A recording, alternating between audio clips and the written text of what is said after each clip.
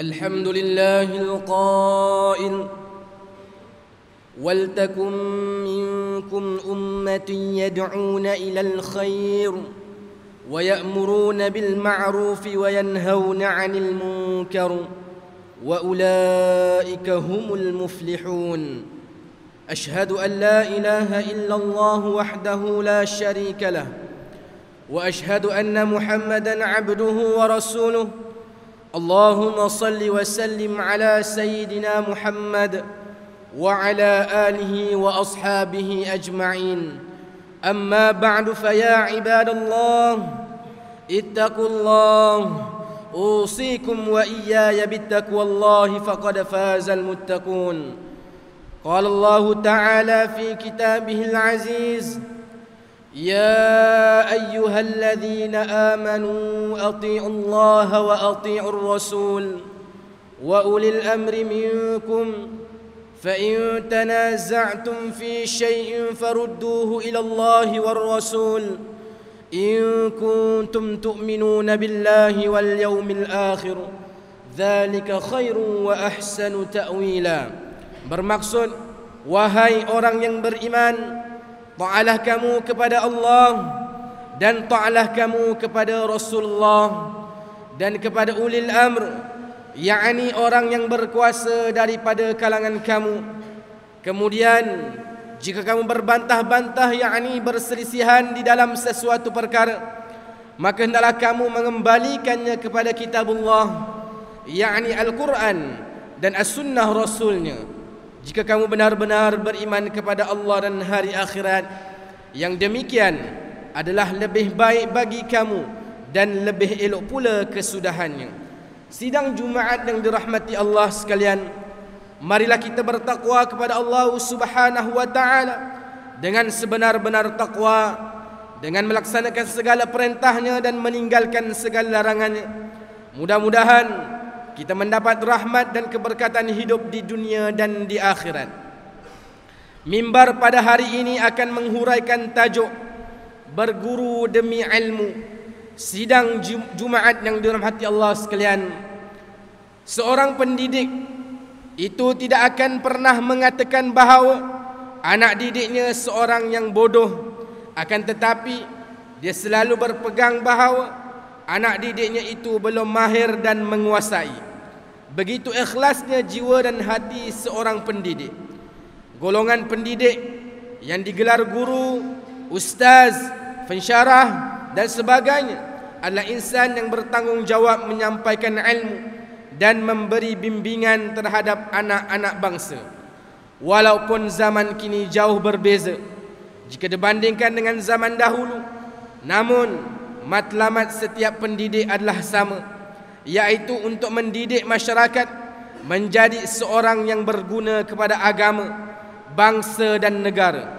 Perkara ini bertepatan dengan tuntutan Islam, yang mana agama Islam sentiasa menyeru setiap manusia melakukan kebaikan dan mencegah kemungkaran, sebagaimana firman Allah Subhanahu wa taala dalam surah Ali Imran ayat 104 yang dibaca pada awal khutbah tadi, yang bermaksud, dan hendaklah ada di antara kamu satu puak yang menyeru kepada kebajikan, yakni mengembangkan Islam dan menyuruh berbuat segala perkara yang baik serta melarang daripada segala yang salah, yakni buruk dan keji. Dan mereka yang bersifat demikian ialah orang yang berjaya.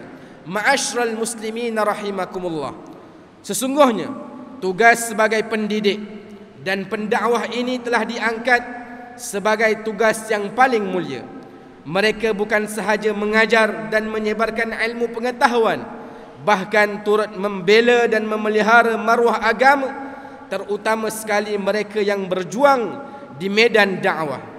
Sesungguhnya mereka yang melibatkan diri dalam kerjaya murni ini merupakan insan yang wajar diberi penghormatan, wajar dimuliakan dan wajar diberi penghargaan atas kemuliaan tugas menyampaikan ilmu dan menyebarkan ilmu pengetahuan ini.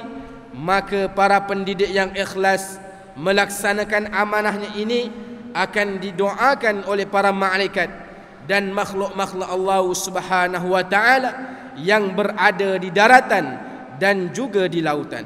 Hal ini dijelaskan oleh baginda Rasulullah sallallahu alaihi wasallam dalam sebuah hadis yang diriwayatkan oleh Al-Imam At-Tirmizi daripada Kathir bin Qaisin. Dia berkata, sesungguhnya aku mendengar Rasulullah sallallahu alaihi wasallam bersabda yang bermaksud, barang siapa meniti jalan untuk mencari ilmu Allah Subhanahu wa taala, Allah Subhanahu wa taala akan mempermudahkan baginya jalan menuju ke syurga. Para malaikat akan membentangkan sayapnya kerana redha kepada penuntut ilmu, dan seorang penuntut ilmu itu akan dimintakan keampunan terhadapnya oleh penghuni langit dan bumi, termasuk ikan di dalam air. Sesungguhnya keutamaan seorang alim itu jika dibandingkan dengan seorang ahli ibadah adalah seumpama bulan purnama yang lebih utama daripada semua bintang-bintang. Sesungguhnya para ulama adalah pewaris para nabi, dan para nabi itu tidak mewariskan dinar maupun dirham, akan tetapi mereka mewariskan ilmu. Barang siapa yang mengambilnya, maka sesungguhnya dia telah mengambil satu bahagian yang sangat besar. Sidang Jumaat yang dirahmati Allah sekalian, ilmu pengetahuan adalah merupakan satu kayu ukur yang membezakan kedudukan seseorang itu dengan orang lain. Allah Subhanahu wa taala menyebutkan hal ini di dalam surah Az-Zumar ayat 9 sebagaimana firman-Nya, "Qul hal yastawil ladzina ya'lamuna wal ladzina la ya'lamun."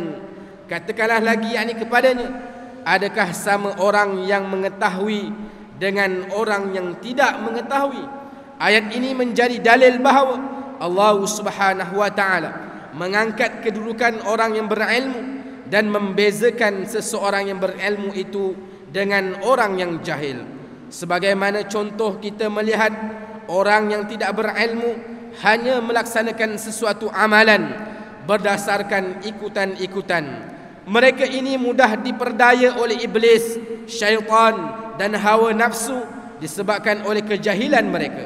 Sedangkan orang yang berilmu itu melaksanakan sesuatu amalan berdasarkan ilmu pengetahuan yang dipelajarinya daripada guru. Mereka yang berilmu ini adalah golongan yang paling dibenci oleh syaitan, kerana syaitan sukar untuk melakukan tipu daya ke atas mereka. Oleh yang demikian, wajib hukumnya bagi seseorang itu belajar dan menuntut ilmu, lebih-lebih lagi ilmu yang berkaitan dengan fardu ain. Selain itu juga, kehidupan seseorang akan menjadi lebih lengkap dan sempurna dengan mempelajari ilmu-ilmu fardu kifayah. Kesemua ini tidak akan dapat dicapai oleh seseorang penuntut ilmu melainkan dengan belajar secara berguru. Justru itu wajar kita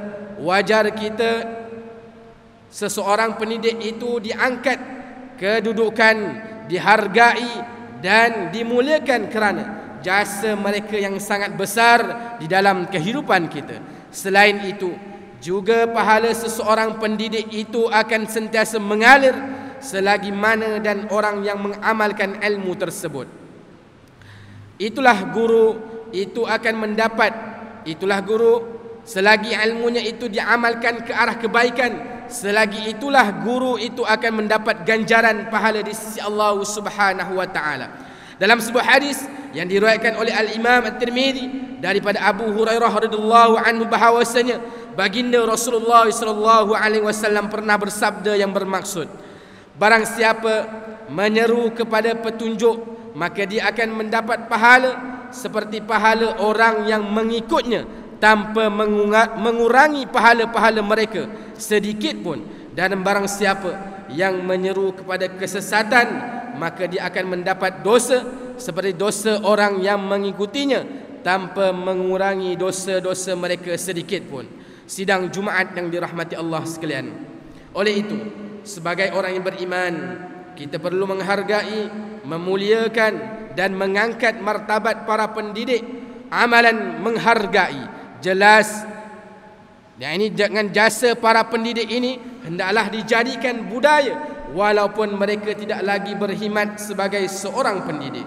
Ambillah peluang menziarahi guru-guru kita sebagai tanda mengenang jasa mereka, dan bantulah mereka jika mereka mengalami kesusahan atau ketika sakit. Selain itu, kita juga boleh menghargai jasa para pendidik dengan mendoakan kesejahteraan mereka semasa hidup maupun yang telah meninggal dunia. Justru sebagai rumusan bagi mengakhiri khutbah pada kali ini, mimbar ingin menyuruh jemaah sekalian, marilah kita bersama-sama menghargai jasa dan pengorbanan seluruh warga pendidik yang telah banyak mengorbankan tenaga demi memartabatkan pendidikan di negara kita. Sesungguhnya pengorbanan seseorang pendidik itu sukar untuk dibalas walaupun dengan emas permata. Semoga Allah Subhanahu wa taala terus meridai dan mengurniakan kepada semua para pendidik akan kehormatan di dunia dan akhirat. Hayatilah firman Allah Subhanahu wa taala dalam surah Mujadalah ayat 11, yarfa'illahu alladhina amanu minkum walladhina utul ilma darajat wallahu bima ta'maluna khabirun. Bermaksud supaya Allah Subhanahu wa taala meninggikan darjat orang yang beriman di antara kamu, dan yakni Allah Subhanahu wa taala meninggikan orang yang diberi ilmu pengetahuan agama, yakni dari kalangan kamu, beberapa darjat. Dan ingatlah Allah Subhanahu wa taala amat mendalam pengetahuannya tentang apa yang kamu lakukan. Barakallahu li wa lakum bil Qur'anil azim wa nafa'ani wa iyyakum bima fihi minal ayati wadh-dhikril hakim wa taqabbala minni wa minkum tilawatahu innahu huwas samiul alim. Aqulu qawli hadha wa astaghfirullahal azim li wa lakum wa lisairil muslimina wal muslimat wal mu'minina wal mu'minat fastaghfiruhu faya fawzal mustaghfirin wa ya najatat taibin.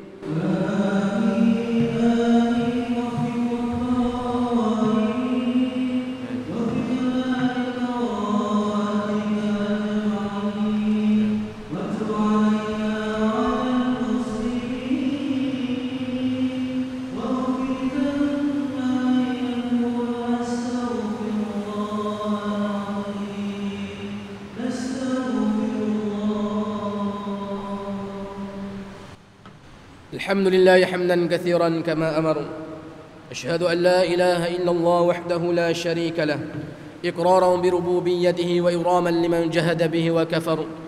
وأشهد أن سيدنا محمدا سيد البشر صلى الله وسلم على سيدنا محمد وعلى آله وصحبه ما اتصلت عين بنظر وأذن بخبر. أما بعد فيا عباد الله اتقوا الله فيما أمر وانتهوا عما نهاكم عنه وزجر. Wahai hamba Allah, ingatlah bahawa dunia ialah tempat tumpangan untuk sementara, akhirat jualah sebenar-benar tempat yang kekal untuk selama-lamanya. Oleh itu marilah kita bertakwa kepada Allah Subhanahu wa taala untuk mendapatkan kebahagiaan serta menyelamatkan diri daripada siksaan api neraka. Allah Subhanahu wa taala berfirman di dalam surah Al-Ahzab ayat 56, innallaha wa malaikatahu yusalluna 'alan nabi يا أيها الذين آمنوا صلوا عليه وسلموا تسليما.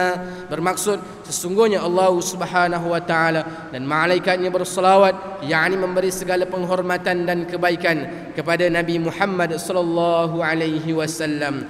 Wahai orang yang beriman, berselawatlah kamu kepadanya serta ucapkanlah salam sejahtera dengan penghormatan yang sepenuhnya. Allahumma salli wa sallim ala Sayyidina Muhammad wa ala ali Sayyidina wa maulana Muhammad. Marilah kita bermohon kepada Allah Subhanahu wa taala, semoga Allah Subhanahu wa taala meridai khalifah Rasulullah sallallahu alaihi wasallam, yaitu Sayyidina Abu Bakr As-Siddiq radhiyallahu an, Sayyidina Umar bin Al-Khattab radhiyallahu an, Sayyidina Uthman bin Affan radhiyallahu an, dan Sayyidina Ali bin Abi Talib radhiyallahu an, dan sahabat-sahabat baginda yang sama-sama berjuang menegakkan agama Allah yang maha suci ini radhiyallahu anhum. Seterusnya kepada bapa saudara junjungan kita Sayyiduna Hamzah dan Sayyiduna Abbas radhiyallahu anhuma, cucunda baginda Sayyiduna Hasan dan Sayyiduna Husain radhiyallahu anhuma, putri-putri baginda Sayyidatuna Fatimah Az-Zahra dan lain-lainnya radhiyallahu anhunna, isteri-isteri baginda Sayyidatuna Khadijah, Sayyidatuna Aisyah dan lain-lainnya radhiyallahu anhunna, kepada sekalian keluarga, sahabat-sahabat, pengikut-pengikut sahabat radhiyallahu anhum, dan yang menuruti mereka itu dari semasa ke semasa hingga ke hari kiamat.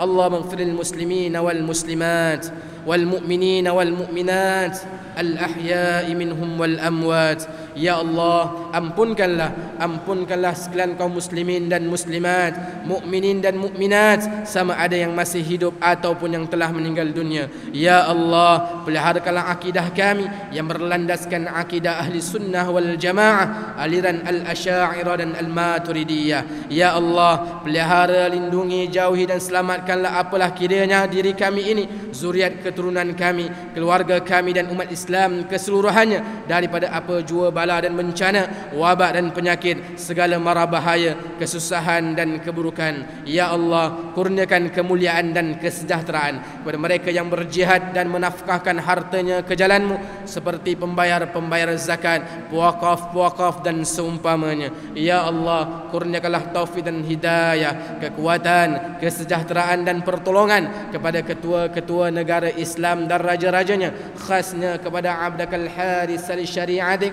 As-Sultan Ibrahim ibn almarhum As-Sultan Iskandar, sultan yang dipertuan bagi negeri dan jajahan Ta'lu Johor Darut Ta'zim, kepada Raja Zahra Sofia binti almarhum Sultan Idris Shah Permaisuri Johor, kepada Tunku Ismail bin Sultan Ibrahim Tunku Mahkota Johor, dan Cik Pembesar Khalidah binti Bustamam, paduka putera-putera dan putrinya, kerabat-kerabat diraja dan rakyat sekalian. Allahumma a'izzal Islam wal muslimin wakhdhulil kafarata wa mubtadi'is sayyiati wal musyrikin wa kullaman huwa adu lid-din. اللهم فرج هموم المسلمين واقض الدين عن المدينين وأحسن خلاص المسجونين واجعل هذا بلد آمنا مطمئنا رخيا وسائر بلاد المسلمين آمين يا رب العالمين. اللهم أدخلنا وذرياتنا وأصولنا وفروعنا الجنة مع الأبرار يا عزيز يا غفار يا رب العالمين. ربنا هب لنا من أزواجنا وذرياتنا قرة أعين واجعلنا للمتقين إماما. ربنا اغفر لنا ولوالدينا ولإخواننا الذين سبقونا بالإيمان ولا تجعل في قلوبنا غلا للذين آمنوا ربنا إنك رؤوف رحيم. ربنا آتنا في الدنيا حسنة وفي الآخرة حسنة وقنا عذاب النار والحمد لله رب العالمين. عباد الله، إن الله يأمر بالعدل والإحسان وإيتاء ذي القربى وينهى عن الفحشاء والمنكر والبغي يعظكم لعلكم تذكرون. فاذكروا الله العظيم يذكركم واشكروه على نعمه يزدكم ولذكر الله أكبر والله يعلم ما تصنعون. أقم الصلاة.